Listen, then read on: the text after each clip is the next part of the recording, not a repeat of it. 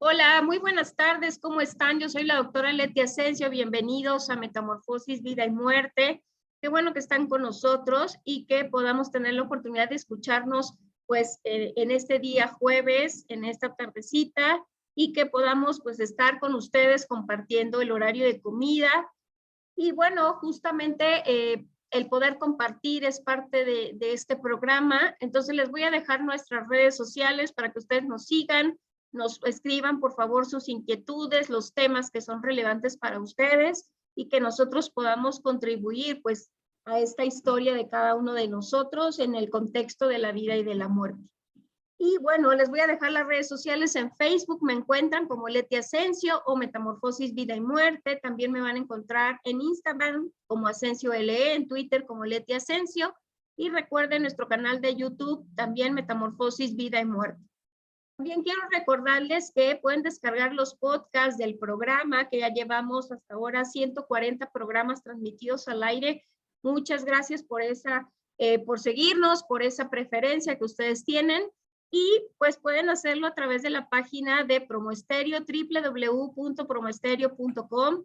Ustedes, por favor, se despliega ahí un abecedario, le dan clic a la M, buscan el programa Metamorfosis y automáticamente se descargan todos los podcasts. O si nos escriben y tienen alguna intención de descargar alguno en particular, con todo gusto se los enviamos.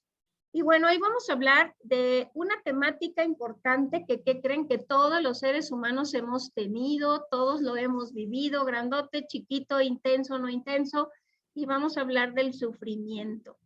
Esa palabra que pues a veces uno solo dice, yo siento que estoy sufriendo, pero pues vamos a tener que filosofar un poquito y fíjense que tengo pues a una persona ideal para eso, que nos hace el honor de acompañarnos esta tarde y que podamos platicar justamente pues de esta temática tan particular. Quiero presentarles a mi invitado especial del día de hoy, es el doctor David Fajardo Chica. Él es profesional en filosofía de la Universidad del Valle de Cali, Colombia. Es maestro y doctor en filosofía por la Universidad Nacional Autónoma de México, en donde realiza una estancia de investigación postdoctoral en el Departamento de Psiquiatría y Salud Mental de la Facultad de Medicina, también de la UNAM. Ha sido académico visitante en la Universidad de Arizona y la Universidad de Cincinnati.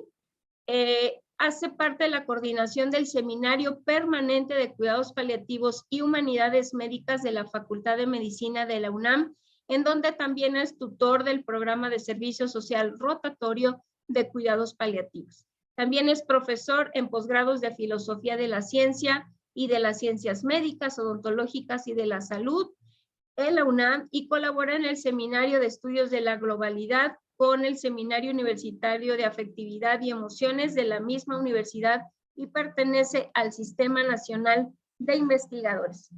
Pues doctor Fajardo, bienvenido a Metamorfosis, de verdad un gusto tenerlo en este programa y que podamos platicar sobre este tema que no siempre nos permitimos, pues sí, analizar un poco cómo vivimos cada uno de nosotros esta cuestión del sufrimiento, ¿no?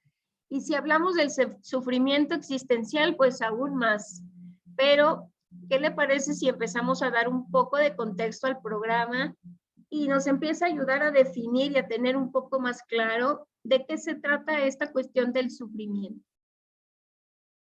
¿Qué tal, doctora Asensio? Muchas gracias antes que nada por su invitación. Me gustaría saludar a todas las personas que nos escuchan, a su audiencia. La felicito además por esta cantidad de episodios que nos acaba de contar que ya llevan con este proyecto. Es un proyecto muy interesante y la verdad pues me siento muy honrado de estar aquí conversando con ustedes sobre estos asuntos de los que habla. Me ha dicho que las personas están en la hora de la comida y pues hablar del sufrimiento no parece como el mejor tema para compartir los alimentos, pero entiendo que también parte del mensaje de este proyecto es que hay que hacer de todos estos temas parte de la vida cotidiana y parte de las pláticas, digamos, de la vida diaria, ¿no? Y por eso me alegra, digamos, también estar aquí hasta ahora hablando sobre esto. Pues fíjese, doctor, que qué bueno que toca este punto. Es una forma de poder hablar de temas difíciles, ¿no?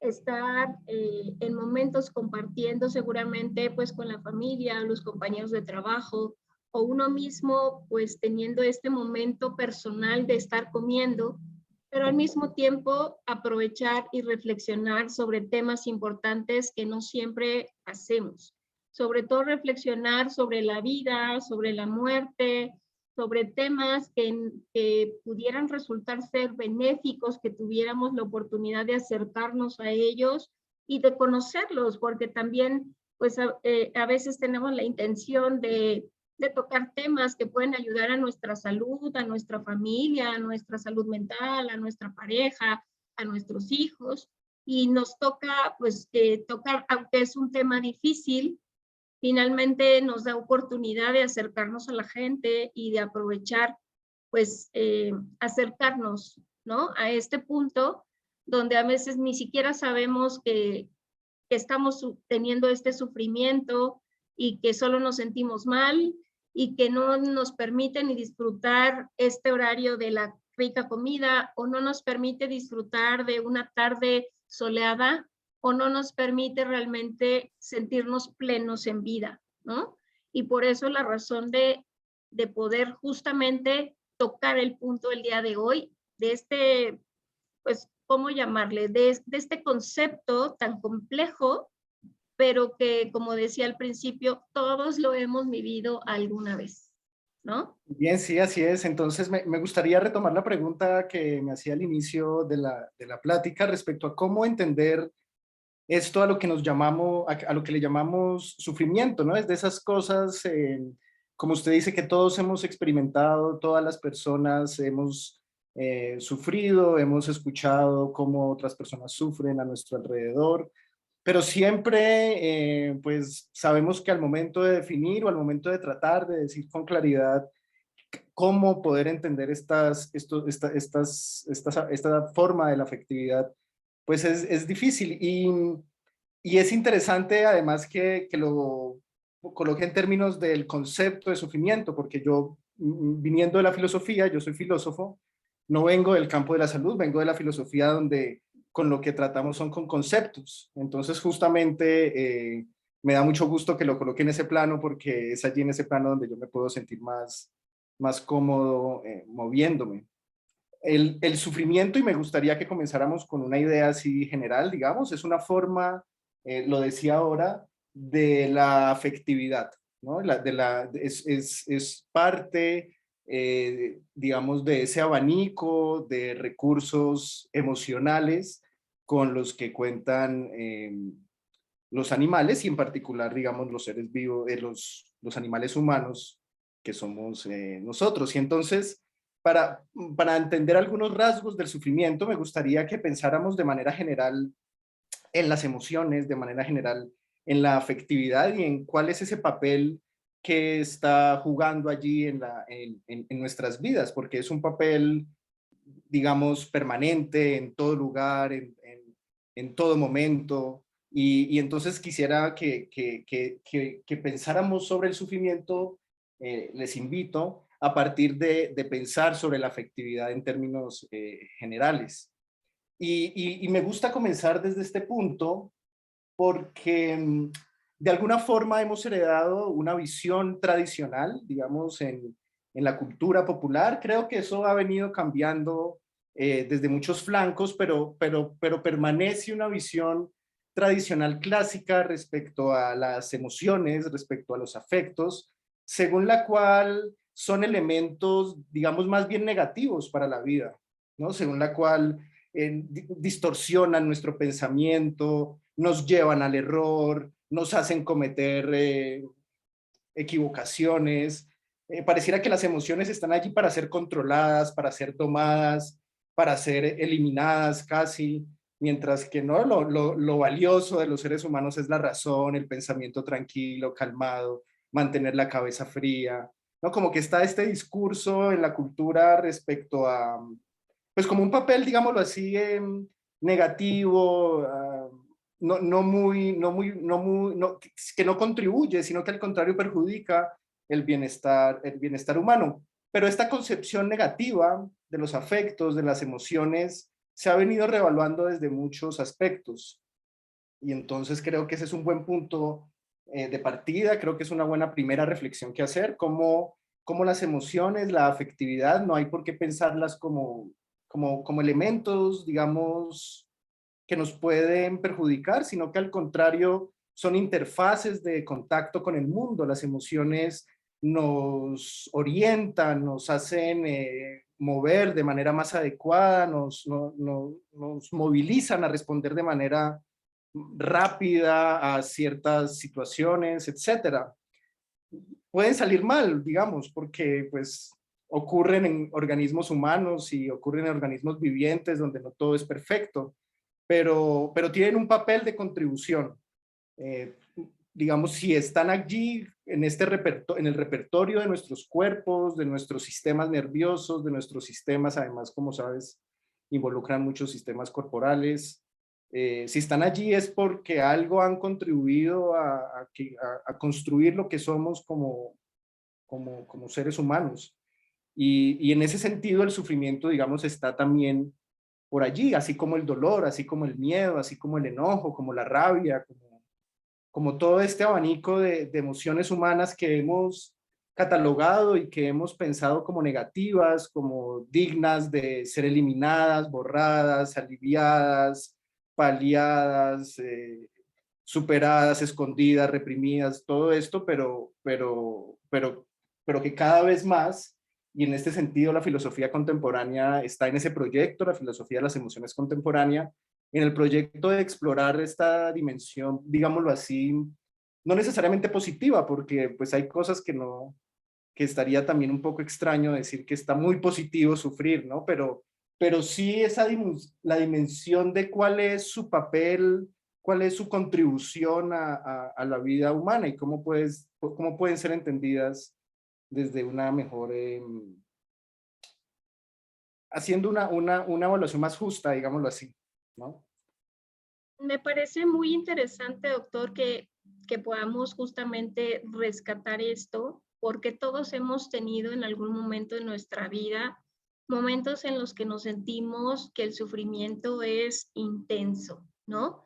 Desde probablemente pues enfermarnos de algo que nos hace sentir mal físicamente, desde a lo mejor tener pues alguna situación interpersonal con una pareja, con una persona muy cercana a nosotros, a lo mejor tener problemas en nuestro ámbito laboral que no me permite disfrutar y que me hace sentir pues con este malestar y que aparecen las emociones negativas justamente, ¿no? Donde nadie las quiere, donde nadie está como peleando por ellas, sin embargo, las experimentamos todos. Y esta parte muy importante me parece que creo que podemos resaltar, en el que también nos va a permitir, pues, crecer probablemente de diferente manera, ¿no? El sufrimiento también a veces podemos revertirlo en algo positivo para que eso nos genere, pues, este crecimiento personal, esta forma de poder decir que experimenté como poder, no sé, pensaría yo como que a veces en el sufrimiento nos sentimos que caemos como en un abismo, ¿no? Como en un hoyo negro, como el sistema solar.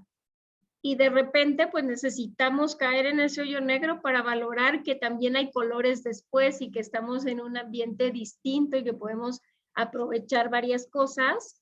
Pero creo que es importante darnos esa oportunidad de reconocer qué es el sufrimiento en cada uno de nosotros. Y yo preguntaría, ¿el sufrimiento se vive distinto en cada persona? ¿El sufrimiento va a tener una interpretación distinta para cada uno de nosotros como seres humanos?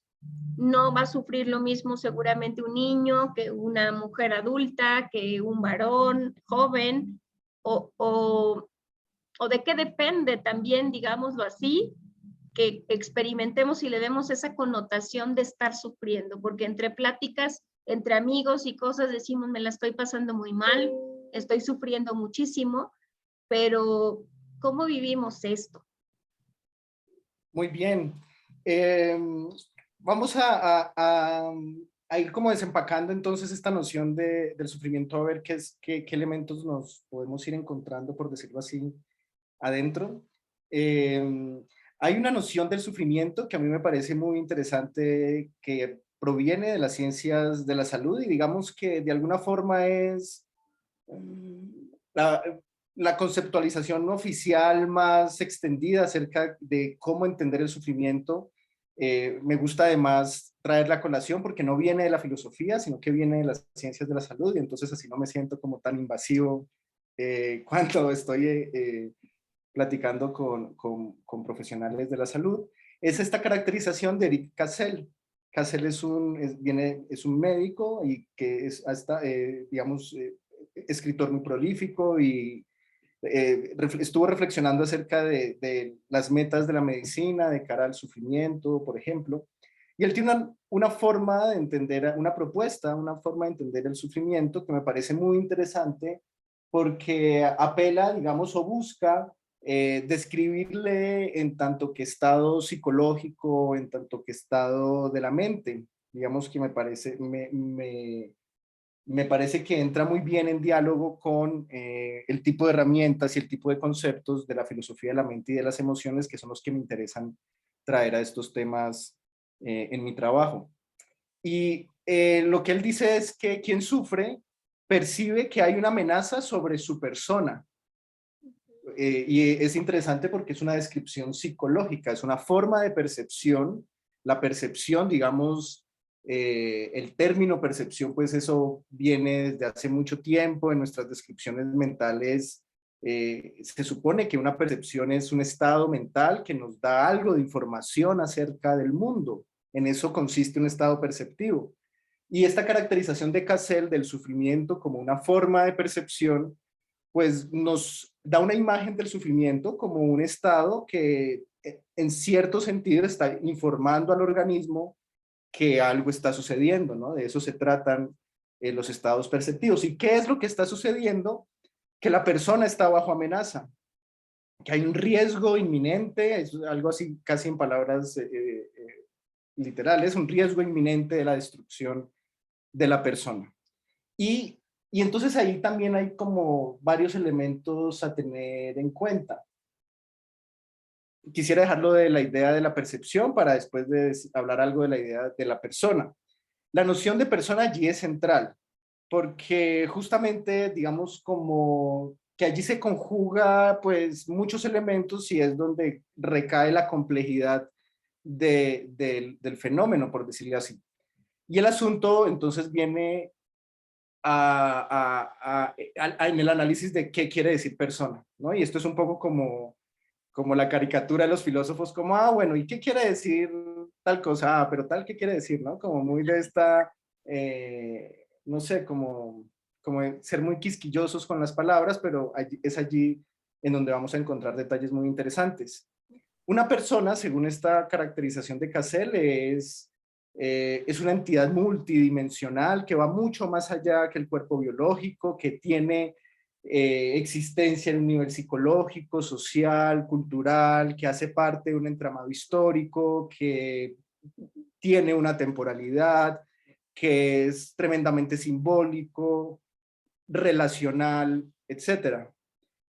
Me gusta colocarlo en términos de que sufrimos, digamos, entonces un poco lo que nos quiere decir Cassel es que sufrimos cuando sentimos que nuestra persona se ve amenazada en cualquiera de esas dimensiones. Puede ser en esa dimensión corporal, orgánica, biológica, pero también en esa dimensión psicológica, emocional, en esa dimensión social, en una dimensión económica, incluso en una dimensión simbólica, cuando nuestras relaciones están en peligro, cuando sentimos que están amenazadas esas diferentes formas en las que nos reconocemos a nosotros mismos, digamos, ¿no? Como que uno puede reconocerse como a sí mismo en muchas dimensiones, ¿no? En una dimensión biológica como este cuerpo que uno es, pero en una dimensión social también con los papeles, digamos, sociales con que uno juega, el papel que uno tendrá o no en su trabajo, en su vida personal, en su vida familiar, todo pero también en una dimensión política, por ejemplo, y uno puede llegar a sufrir pensando en que tal partido político va a llegar al poder en las próximas elecciones, porque uno se siente, digamos, existiendo en una dimensión política, ¿no? Y entonces, digamos que la noción de sufrimiento puesta en estos términos, pues va allí, ¿no? Entonces es un estado mental, es un estado psicológico, entendido de esta forma, dado que es una percepción. Forma o le pone en contacto al organismo con el hecho de que se está enfrentando una amenaza hacia quien se es en alguna de las tantas dimensiones en las que somos nosotros mismos las personas que somos, digámoslo así. Y en ese sentido el sufrimiento, pues fíjese que tiene un papel importante porque nos está colocando de presente una realidad desafiante, nos está colocando de presente una realidad difícil, hace que canalicemos nuestros recursos hacia esas, digamos, hacia esas metas, por decirlo así. Es decir, el sufrimiento, a pesar de que se sufre, no quiere decir que hay que padre sufrir, no, pero a pesar de que se sufre, está jugando un papel en la economía cognitiva, está jugando un papel en ese mundo interno psicológico en el que el organismo, pues también más le vale darse cuenta de esas cosas, digamos, si la persona que se es está bajo amenaza, pues qué bueno saberlo, porque quizás si no nos diéramos cuenta o quizás si no reparáramos en ello, pues sería mucho más riesgoso para nuestra propia existencia.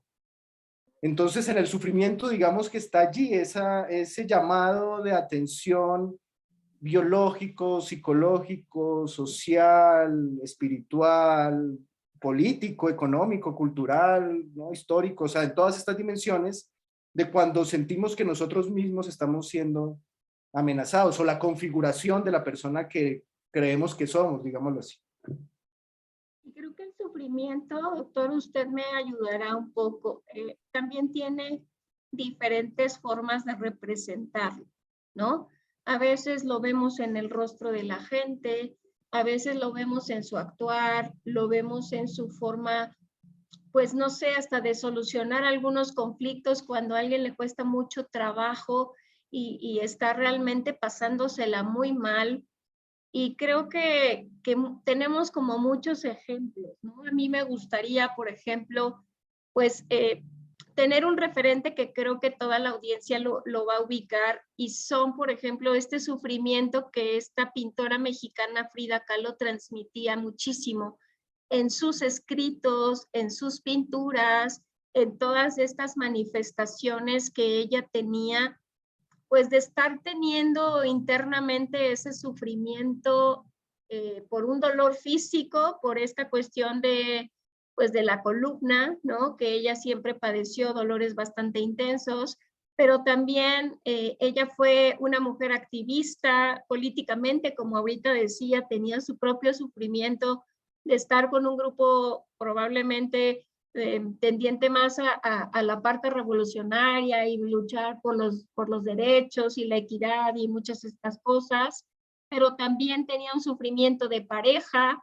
con Diego Rivera, donde no había una relación que realmente le mantuviera tranquilidad, sino había veces pues que tenía momentos de mucho sufrimiento por las características de comportamiento de Diego Rivera, pero también hasta cuestiones de índole migratorio, cuando ella viajó a Estados Unidos, se instala en Estados Unidos y ella no se siente, ¿no?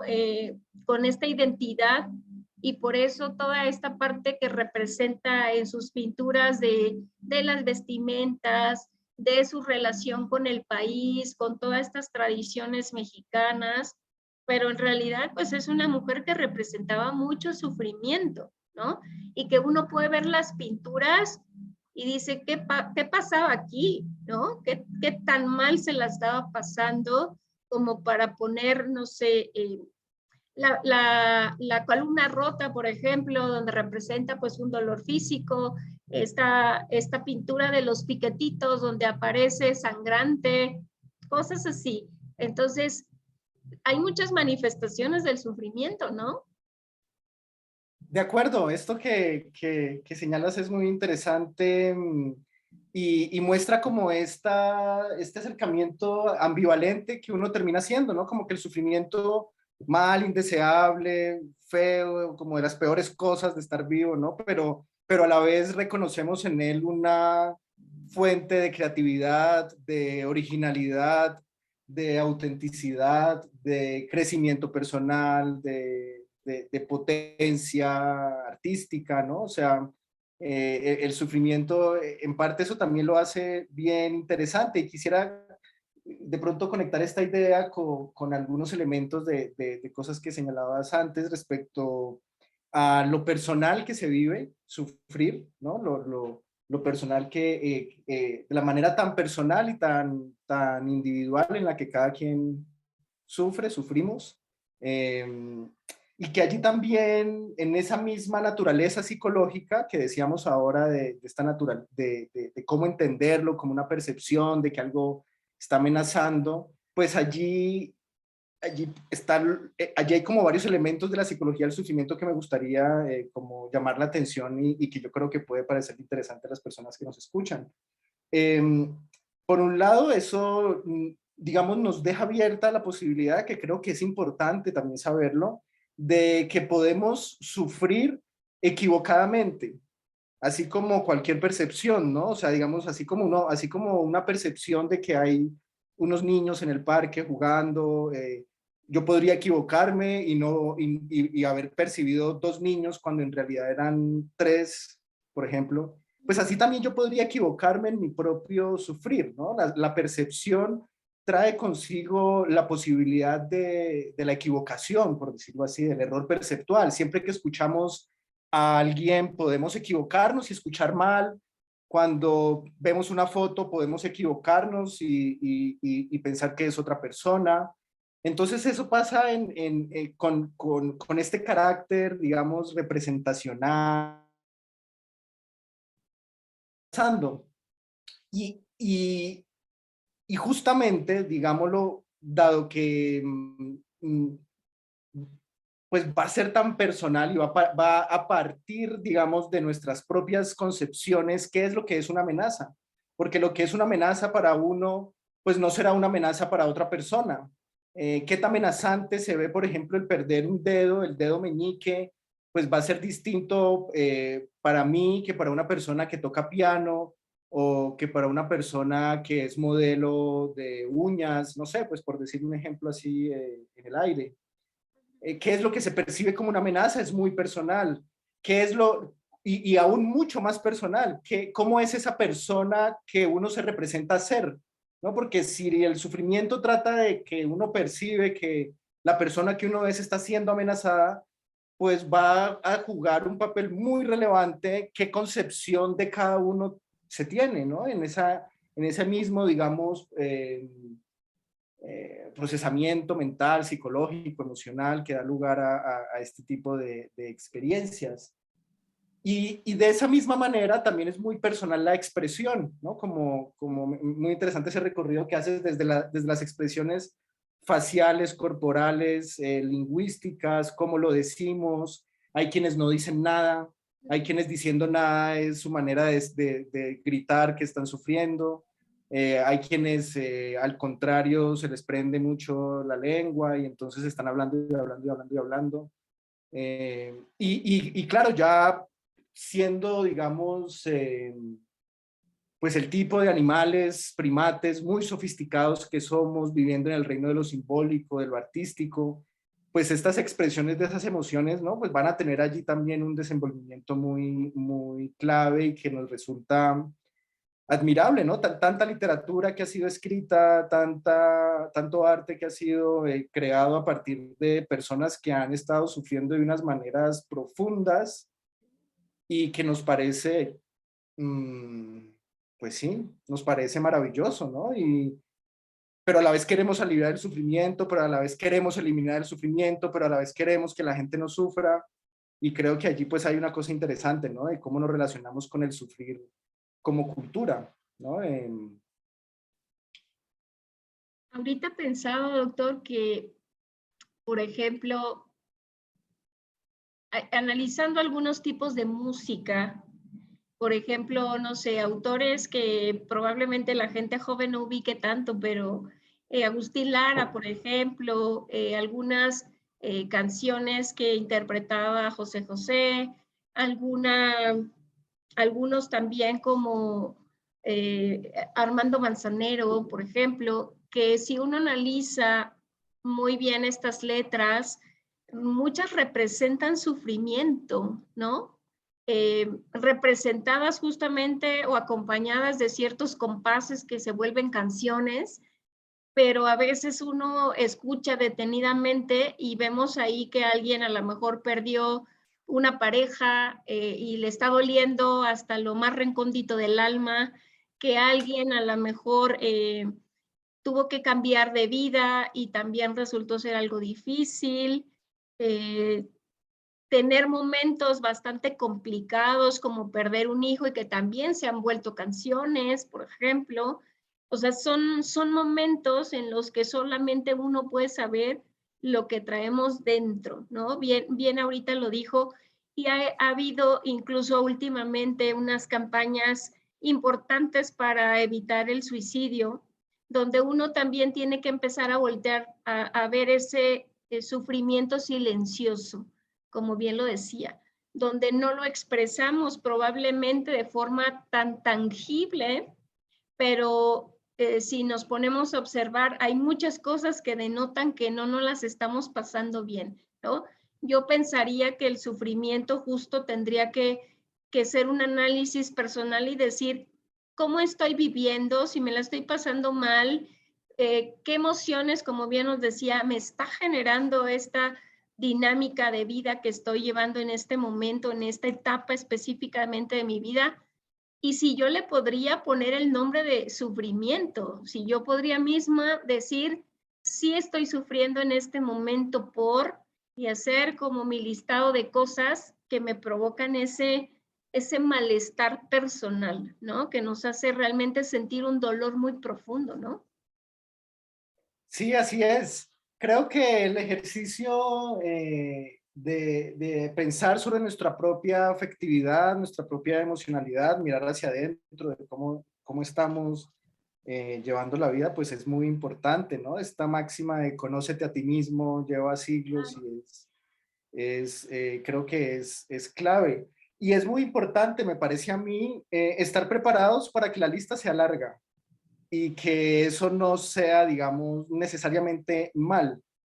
Y creo que es importante pensar entonces de una manera más amable respecto a esta forma de la afectividad, que es el sufrimiento.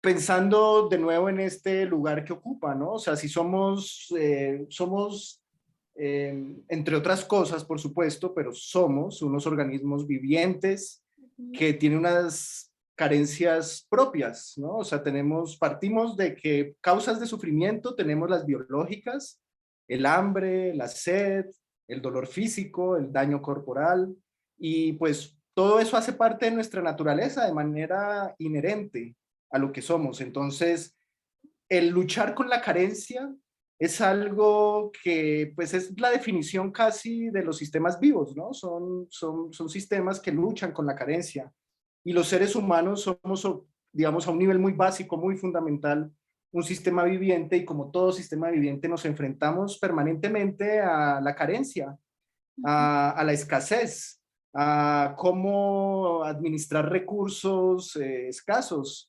Y sobre ese nivel biológico va el nivel, digamos, psicológico, donde también tenemos las carencias de los apegos, digamos, por ejemplo, mal establecidos, de manera tan común ese hecho en la infancia, o tenemos también carencias pues de todo tipo, digamos. Por ejemplo, desde la filosofía se ha hablado un poco sobre cómo hay miedos muy fundamentales o emociones básicas negativas muy fundamentales que como seres humanos nos han llevado a construir instituciones, a ser seres sociales, ¿no? El hecho de que seamos unos animales carentes de, por ejemplo, de armas, ¿no? Como si lo hay en la naturaleza. Somos animales que tenemos de pronto nuestra inteligencia, nuestra flexibilidad mental, nuestra capacidad de adaptación, pero no tenemos garras, no tenemos armas, pasamos mucho tiempo, unos periodos de desarrollo ontogenético muy largos donde somos carentes y estamos expuestos a un mundo que es un mundo caótico, difícil, donde no tenemos mayor herramientas, sino lo que los adultos pueden hacer por nosotros y todo eso, y luego va la capa social, donde también somos carentes y nos sentimos desafiados porque además estamos inmersos en una cantidad de cadenas causales sociales y cada vez en estas ciudades además en las que vivimos el mundo urbano pues es un mundo complejo donde cada quien está haciendo parte de muchas interacciones sociales distintas y todo eso va generando más estrés y va generando más oportunidades de la carencia, de la necesidad. Entonces, dado que somos seres que se desenvuelven en todas esas dimensiones y en todas esas, digamos, nuestro punto de partida es esa carencia que hay que estar resolviendo, ¿no? Como toda forma de vida, quiero decir, ¿no? No es una cosa particular, pero que se va haciendo más interesante, más profundo, más complejo con estas capas de complejidad en las que, digamos, vivimos los seres humanos, ¿no? Y una de esas, en una de esas vueltas, digamos, de la complejidad está esta dimensión casi que placentera del sufrir, ¿no? O sea, en esas capas más simbólicas, más, ¿no? Más abstractas, uno encuentra estas formas de masoquismo que, como que señalabas, ¿no? De cómo es que hay tanto producto cultural en la música donde el mensaje sea unos mensajes de sufrimiento tan fuerte. Ahora que hablabas de esta música mexicana, recordaba yo también elementos de música colombiana. Yo soy colombiano y la música típica colombiana, una cierta música típica es música del campo, música campesina, que lleva también unos mensajes de dolor y unos mensajes de sufrimiento muy fuertes, de desarraigo de la tierra, de cómo, de la injusticia en el campo, de la frustración del trabajo manual que no es suficiente, etcétera. Y o sea, es interesante porque además de ser un vehículo de expresión de esas personas que han sufrido, ¿no? Quienes la componen, quienes la cantan, quienes, para nosotros que lo escuchamos y que incluso puede que no estemos compartiendo esa forma de sufrir, como que nos conecta, como tú dices, ¿no? Como que nos lleva y podemos imaginar un poco cómo se siente ser eso, ¿no? Cómo se siente estar despechado porque uno lleva 20 años de casado y, no, aunque yo nunca lo haya experimentado y esos despechos tan profundos de la música mexicana de ciertos géneros. Y es un contacto con una emoción negativa que nos parece placentero. Y en ese sentido no es, digamos, tan distinto como otras prácticas humanas. Por ejemplo, ver películas de terror que nos asustan mucho, nos producen unas sensaciones feas, negativas, pero encontramos un placer de tener contacto con esa emoción negativa, digámoslo así, en un ambiente controlado. Aunque estemos viendo una película de terror, sabemos por suerte que no va a aparecer un asesino en serie por la espalda, y mientras estamos escuchando una ranchera y tomando un tequila tal vez, pues de pronto no es a nosotros a quien nos dejaron en el altar, pero qué padre también como sentir esa dimensión humana en un ambiente controlado donde yo no soy el tipo al que abandonaron, ¿no? O algo así. Y también con la comida picante, por ejemplo, para hacer un caso, digamos, cercano. Es una experiencia que duele, que arde, que enchila, pero qué padre experimentar emociones fuertes y incluso medio negativas, pero en un ambiente controlado donde sé que el picante no me está haciendo un daño real, por ejemplo, no me estoy cortando la lengua, no me estoy chuzando la lengua, sino que estoy experimentando algo negativo, pero en un entorno controlado y debe haber algo de eso en estos placeres masoquistas que estamos refiriendo. Me parece como muy interesante, doctor, que a veces vivir o trasladar este sufrimiento a través, sí, de la pintura, de la música, de nosotros acá en México que comemos chile hasta que nos arden los ojos y la nariz no deja de moquear, también es como tomar conciencia y permitírnoslo, ¿no? Porque justamente creo que eso es lo que sucede, a veces permitirnos tener esta identificación nos ayuda muchísimo, ¿no? De acuerdo, reconocernos como seres que sufren, reconocernos como seres que no solamente sufren, sino que está bien que sufran, que es natural que sufran, porque somos así, digamos, somos unos animales, somos unos miembros de una sociedad, unos miembros de unos grupos humanos, porque tenemos un sistema, digamos, simbólico y tenemos nuestras expectativas y tenemos nuestras ideas políticas.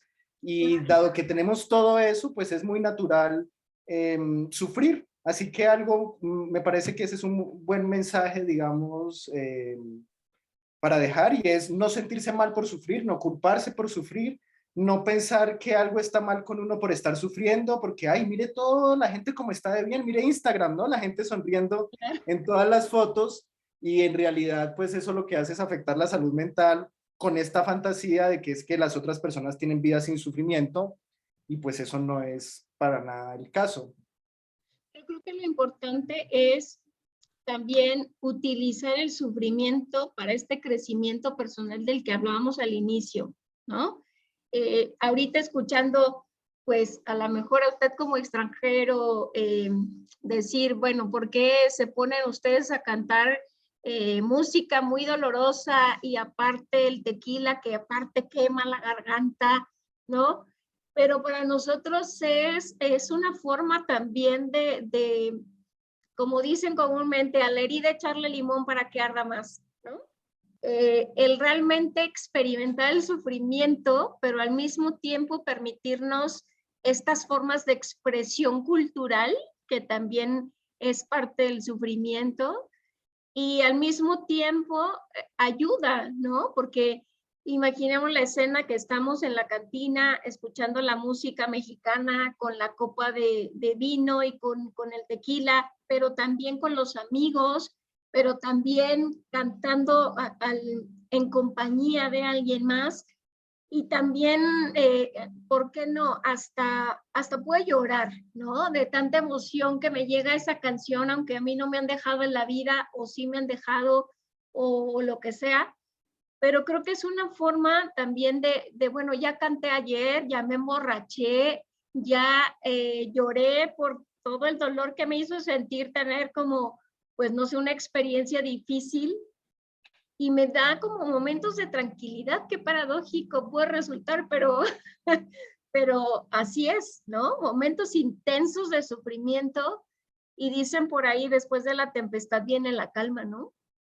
Muy interesante, me gusta esta idea de cómo la dimensión social de esa actividad, ¿no? Como de reunirnos a sufrir, a pasarla bien sufriendo, ¿no? Claro. Y como que nos permite por un momento conectar, estar todos como en una emocionalidad similar y, ¿no? Como que sea lo que sea que cada quien experimente con, ¿no? Con el despecho, ¿no? Y cada quien se conectará tal vez con su historia o con la historia de alguien que le impactó o con algo de la literatura, o es una forma de compartir esa condición humana, de que nos duele en la carne, ¿no? Y que a todos aquí nos duele, y además lo del licor pues también le da un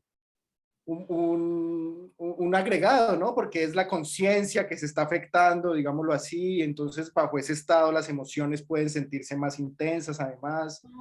Eh, es muy interesante, fíjese, hay un estudio que la otra vez leía sobre cómo si un grupo de personas que no se conocen comparten comida picante, ese grupo de personas se estrecha y se vincula de una manera más especial que si, por ejemplo, más bien estuvieran comiendo un dulce. O sea, como que hay algo en esto de compartir el dolor, de compartir el sufrimiento en los grupos sociales que los cohesiona, que los une, que nos hermana, digamos, ¿no? En el reconocimiento del otro como alguien que también puede experimentar eso tan tremendo.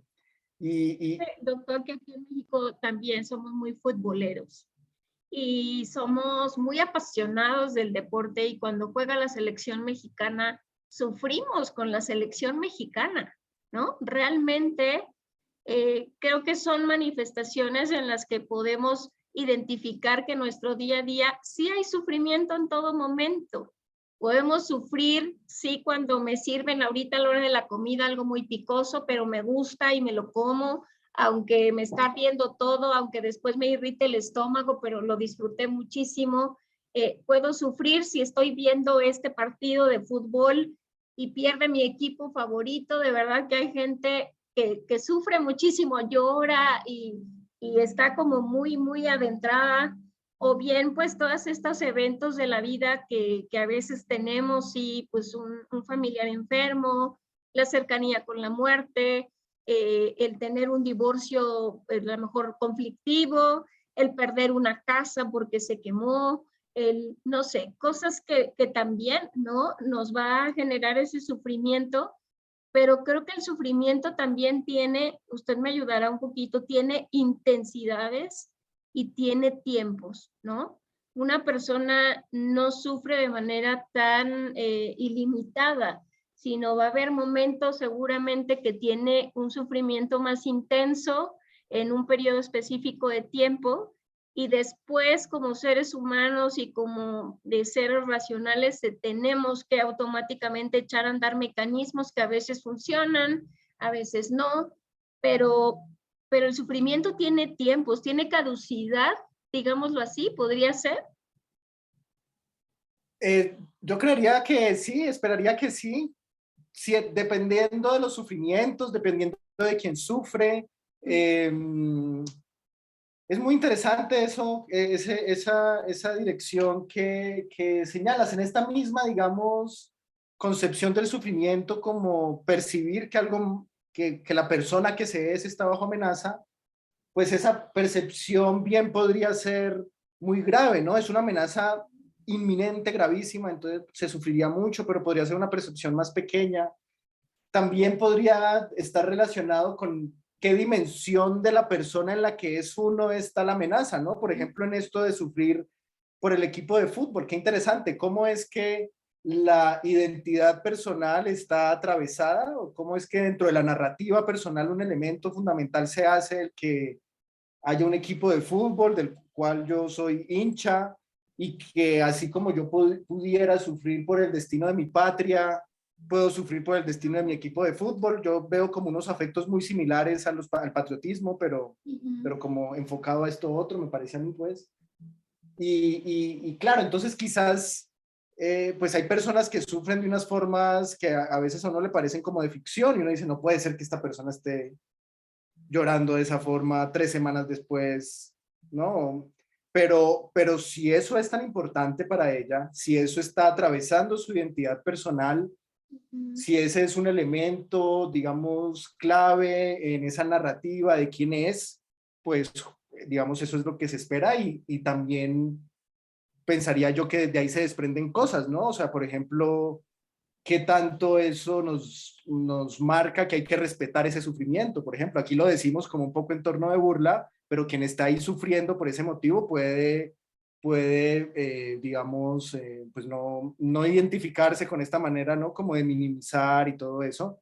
Y justamente ahí viene una reflexión importante del sufrimiento que decíamos ahora, ¿no? De cómo es tan personal, es tan individual, que hay cosas que pueden parecer muy pequeñitas, unos detalles ínfimos, y que a las personas les arruinan, digamos, el rato, ¿no? Y es porque esos detalles ínfimos, pues, juegan papeles muy importantes de lo que esas personas creen que ellas mismas son, ¿no? Y en ese sentido, pues también pueden haber percepciones equivocadas, en ese sentido los sufrimientos pueden reacomodarse, en ese sentido podemos incluso aprender a sufrir mejor, ¿no? Quizás sobre esto no se pueda, digamos, como hablar mucho más, pero por ejemplo, quienes sufren de dolores crónicos, un poco lo que puede ofrecerle muchas formas de terapia es aprender a sufrir mejor, a estar mejor relacionada a la persona con esa amenaza que está percibiendo a sí misma. Y entonces se puede aprender cosas sobre esa amenaza.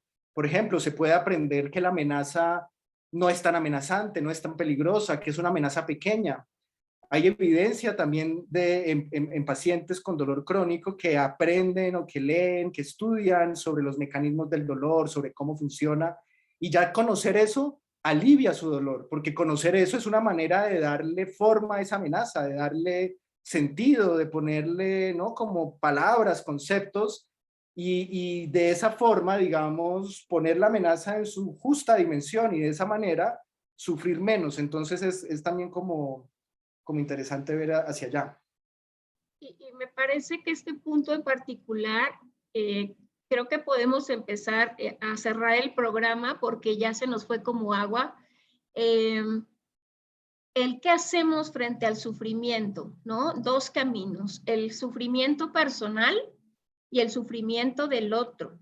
Porque ahorita tratando de pensar cómo hacer que este sufrimiento que me genera tener un dolor por alguna enfermedad, alguna lesión, algo que es un dolor crónico con el que vivo, puede cambiar desde que entiendo por qué me duele, pero también puede tener ahí connotaciones hasta religiosas, decir qué significa para mí el dolor desde mi creencia religiosa, pero también qué representa el dolor para mi grupo cercano como mi familia, porque en ocasiones el dolor también puede ser que haya permitido que mi familia se acerque a mí y que tengamos una relación distinta. Y entonces ahí es cuando vemos que el sufrimiento en realidad también tuvo pues una parte benéfica, ¿no? Poder encontrarle un sentido a mis creencias, poder tener una identificación y una cercanía con mi familia que antes no, entender que hay algo físico que le pasa a mi cuerpo, pero que ahora tengo que hacer nuevas cosas, ¿no? Desde aprender a moverme o al caminar de forma distinta para que no me duela, aprender a utilizar incluso pues hasta la relajación que hacemos nosotros, doctor, para disminuir, pero que a lo mejor antes ni me había permitido relajarme un rato, ni tener un momento de mucha tranquilidad. Y qué interesante saber esto, pero no quisiera dejar pasar y no dejar de cerrar el programa dejando este mensaje en particular de qué hacemos frente al sufrimiento. Esa es la pregunta del millón, ¿no? Además, es muy interesante que mencione lo del el papel de las creencias religiosas, porque además la pregunta justamente de qué hacer frente al sufrimiento, de qué sentido tiene sufrir, de por qué es que, qué sentido tiene que de repente comencemos a darnos cuenta que somos unos seres autoconscientes, que tenemos una vida, que vivimos en un mundo social y además sufrimos un montón. ¿Qué sentido tiene eso, no? Y ese tipo de preguntas son preguntas que han sido fundamentalmente religiosas y han sido preguntas como sobre las que el pensamiento religioso pues ha construido mucho. Es Ujú. una pregunta muy humana y los recursos que ofrece la religión, simbólicos, los recursos, pues sí, la sabiduría que se encuentra en cada religión, pues han ofrecido formas en las que las personas han dado como, pues le han dado sentido a eso, ¿no? No quiere decir que siempre ese sentido sea positivo, eso también vale la pena señalarlo, ¿no? Hay formas de sufrimiento que uno puede llamar sufrimiento religioso, por ejemplo, ¿no? Que uno, digamos, si la forma en la que se le da sentido al sufrir involucra elementos religiosos, pero el elemento religioso es, por ejemplo, pues es que esto es un castigo que me está haciendo Dios por lo que le hice a mi sobrina hace 20 Ujú. que, digamos, facilita el que poder ubicar ese evento doloroso en la narrativa personal, pero es de sí otra forma, otra causa de sufrir, porque ya no solamente se está lidiando con esta condición orgánica, ¿no? Se está lidiando ahora es con una venganza metafísica divina, entonces el problema se vuelve contundente.